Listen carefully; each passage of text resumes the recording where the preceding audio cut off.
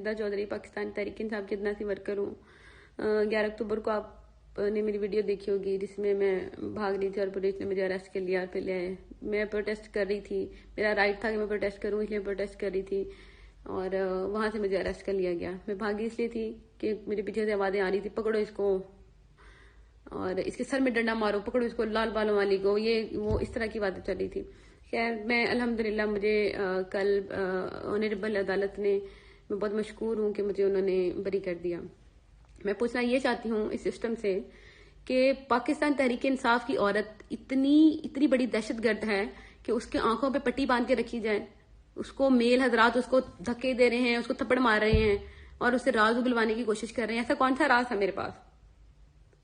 میرا قصور یہ ہے کہ میں عمران خان کو سپورٹ کرتی ہوں, میرا قصور یہ تھا کہ اپنے حق کے لیے میں پروٹیسٹ کے لیے نکلی ہوں, یہ قصور تھا میرا.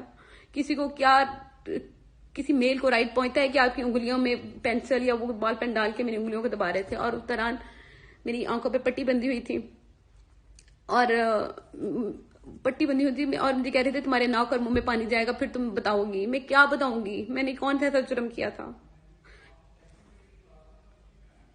کیا پاکستان تحریک انصاف کا ورکر ہونا اتنا بڑا جرم ہے کہ ہمیں اریسٹ کر کے ہمارے ساتھ یہ سب کیا جائے؟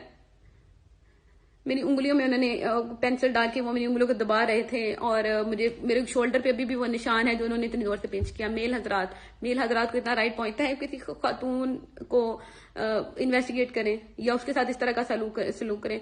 اپنے حق کے لیے ہم آواز بھی نہیں اٹھا سکتے ہیں. عمران خان کا نام لینا اتنا بڑا جرم ہو گیا ہے, مگر میں عمران خان کا نام لیتی رہوں گی انشاءاللہ. عمران خان زندہ باد, پاکستان زندہ باد.